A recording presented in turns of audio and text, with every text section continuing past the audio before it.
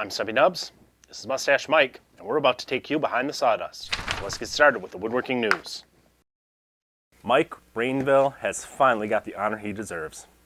He recently received the Vermont Wood Manufacturer Association's Woodworker of the Year award.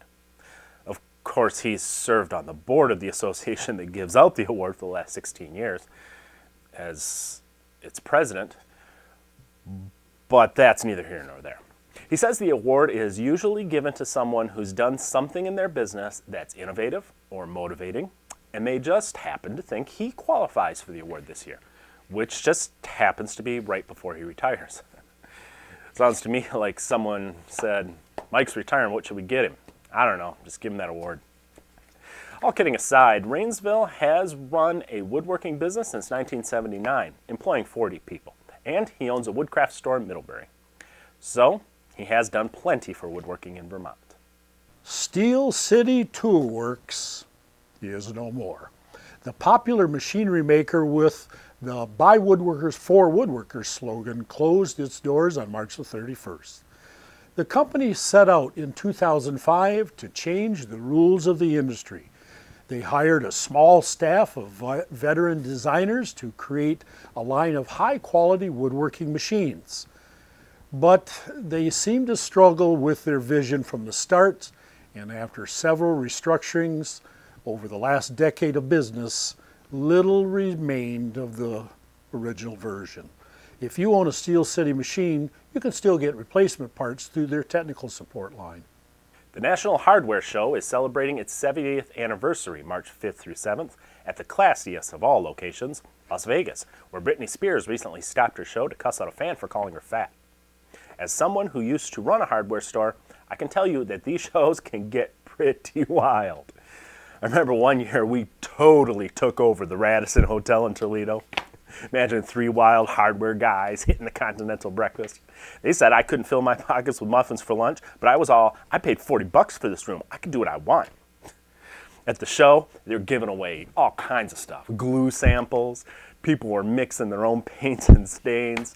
I had 2 whiskey sours, and I still managed to get a 2% discount from the sandpaper guy. Good times.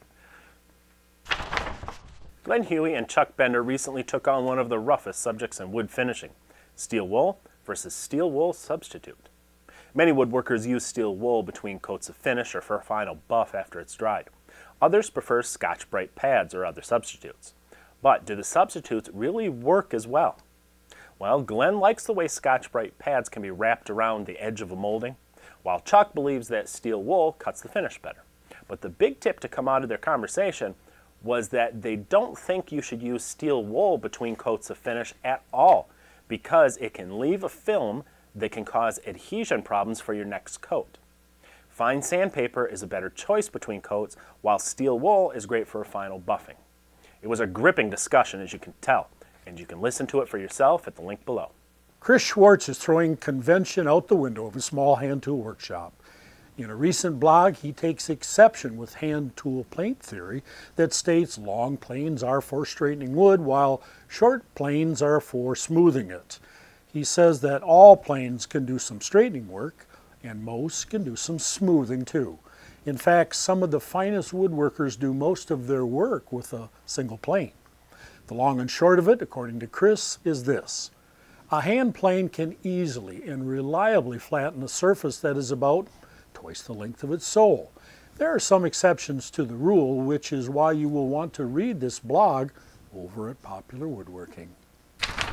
KDC Software has released version 10 of its cabinet design program, and they claim it is the best one yet. Project manager Jeff Murphy says they've made it faster and easier to use. It now can be incorporated with CNC equipment, and it comes with more than 100 door styles built right into the database.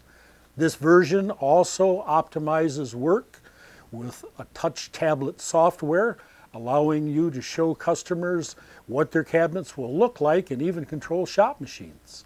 The software is popular among medium to large scale production shops.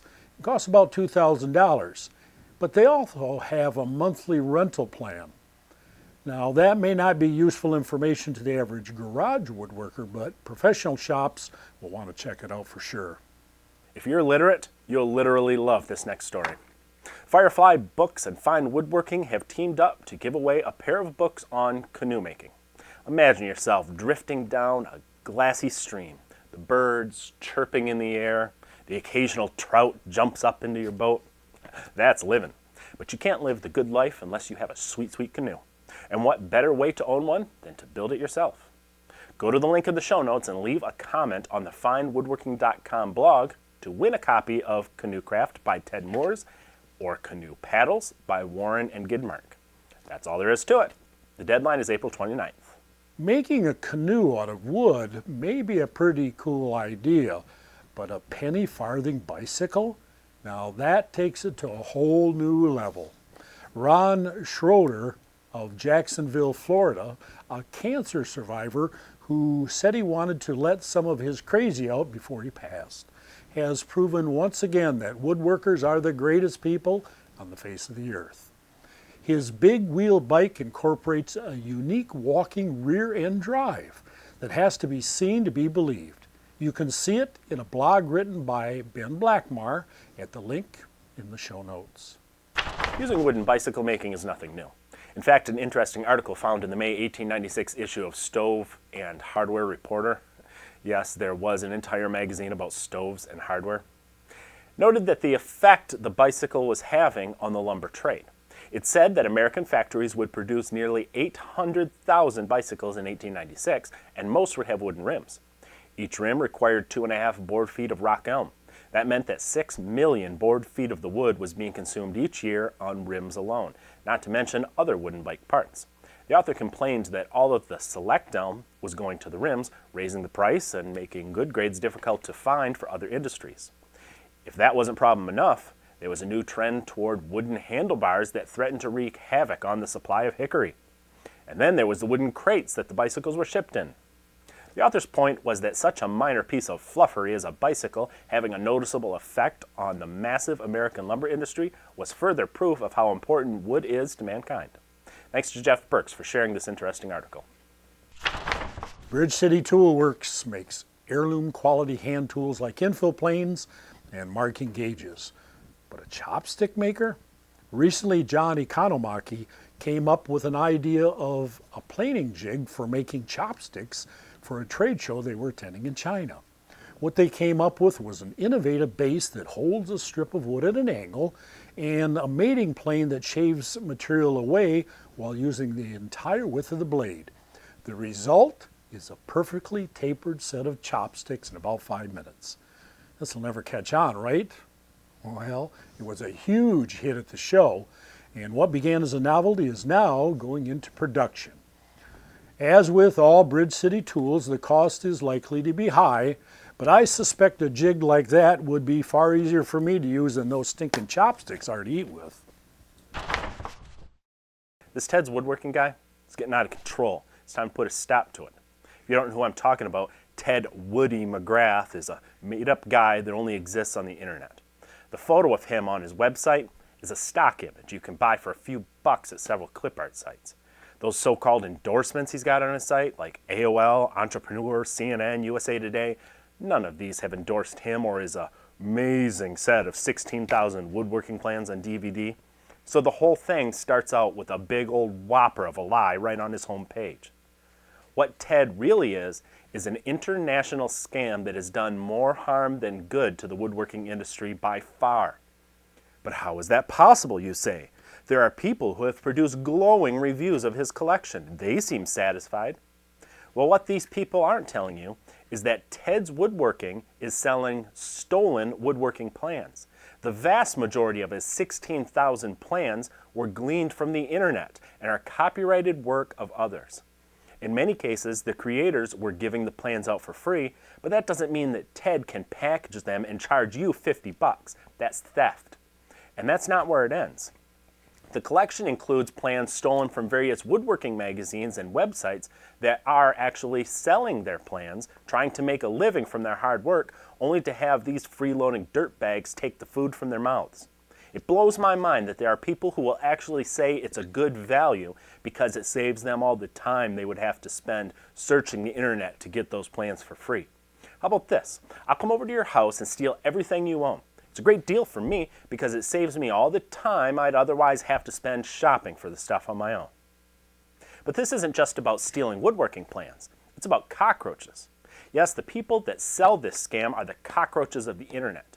There are swarms of them who post fake comments on woodworking blogs and message boards with lies like, "Oh, I just happened to see this great deal. You folks should just check it out." They didn't just happen to stumble upon Ted's Woodworking. They're part of this multi-level marketing boondoggle, and they dishonestly present themselves to you in an effort to rip you off. Now they're going a step even further. They're actually posing as popular YouTube woodworkers. They steal videos from YouTube channels and repost them on their own channel, hoping that the creators' fans will come to them instead. It would be like me robbing a 7-Eleven and setting up a stand next door with all of their stuff so I could fool people to think that I'm selling Slurpees when I just really want to peddle them pee in a cup. This is a cancer, and it needs to be stopped. So, what can we do about it? We can all write honest descriptions of what this Ted's Woodworking is really all about and post it everywhere on the internet we can. On YouTube, on Facebook, Twitter, woodworking message boards, anywhere that will let you do it. Let's drown these scam artists out with sheer numbers, so the next time some poor schmuck types Ted's Woodworking into a Google search box, he'll see all the links to people exposing the truth about this fraud, instead of a few links of people that are lying about how great it is. Theft is still wrong, even in today's world. Let's stop saying it doesn't matter before Ted destroys the online woodworking community. And that's all I have to say about that. Well, that wraps things up for this edition of Behind the Sawdust. Feels like it was a little shorter, didn't it? Well, that's because we're trying a new experiment for the next 2 weeks. You see, we've been producing weekly episodes that are 25 to 30 minutes long. That's fine with some people, but others prefer their infotainment in smaller bites.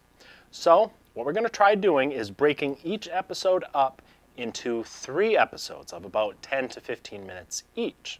And we'll post them on Monday, Wednesday, and Friday. Then, when we have a project video, we'll post that on the weekend. That means shorter episodes, but more often. We'll try this for 2 weeks and see how everyone likes it. Leave your opinions in the comments below. In the meantime, you can sit back and have yourself a cold one, because you've earned it, my friend.